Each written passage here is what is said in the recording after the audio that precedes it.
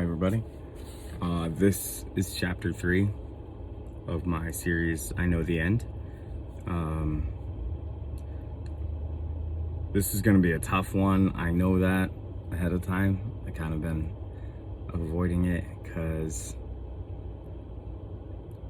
it's going to hurt. But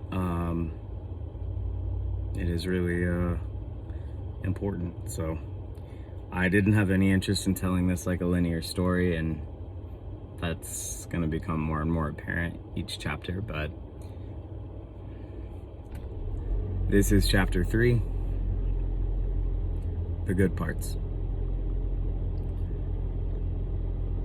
There'll be happiness after you, but there was happiness because of you too. Both of these things can be true.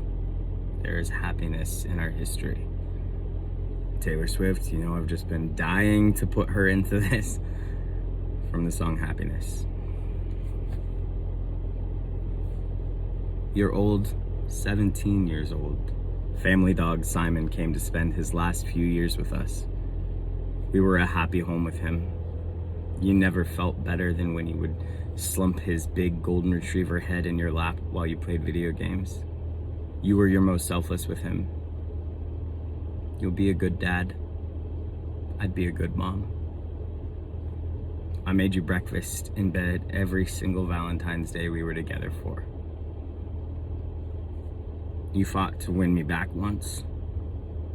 I gave you some menial list of things to do, and you did them. You really love my body. Way before I ever got around to seeing anything attractive about it, you called me handsome all the time, and I knew you really meant it. You did a good job of showing me. You drove me everywhere. I spent years being such a bum, and you were generous and kind as you waited for me to figure out how to be an adult. Your car, your money, your time. I know it became too much. I know it ultimately pushed you away from me and from us, but I also know how much you must have loved me to be that kind of supportive. I hope you've forgiven me for not growing up in time, for not seeing the way I let you become a crutch. I hope you've seen my growth and all the ways since I've tried to pay you back. We used to have so much fun getting high together and watching TV with our snacks. I remember a stretch of months when we'd work all day and then get home and take our showers and walk across the street to Hagen and get a pile of junk food and then lay in bed, smoke a bowl, and watch American Dad or SNL. We laughed so hard, and I don't think we'd ever been more in love.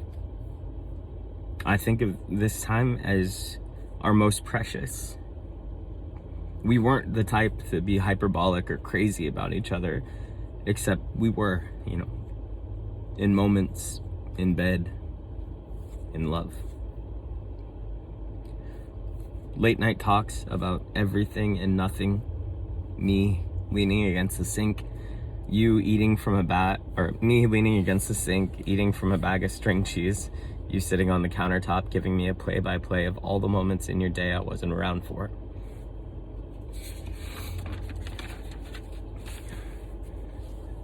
Three months after we broke up for good, I took a trip to New York with my sister, and while I was there, I met someone and had sex for the first time with someone else since we'd met. I told you about it when I got home, and you cried. I was overwhelmed. I still am for that moment. You were always so okay, so confident that I wasn't what you wanted anymore, but that night you let me hold you and kiss away your tears. You were vulnerable, and you trusted me to help. I knew at least once that the idea of me loving someone else had the ability to move you, that I was still something worth grieving. You were a lot of sizes during our time together, and I always tried to support however you wanted your body to look. You always looked like love to me. I think you knew that. And I think you appreciated it. We had a lot of great sex. You always let me touch your butt whenever I wanted to, and I always wanted to. My hands were perpetually freezing, and you'd protest occasionally, but you always let me warm them between your thighs. You were excited for me to meet your family. You seemed proud. It made me so happy to make you proud.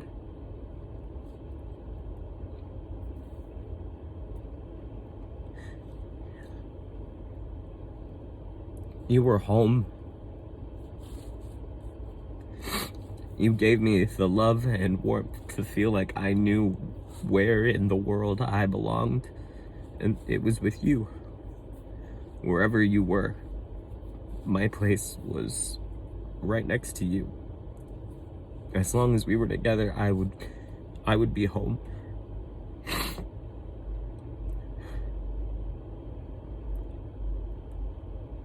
I still feel that way sometimes.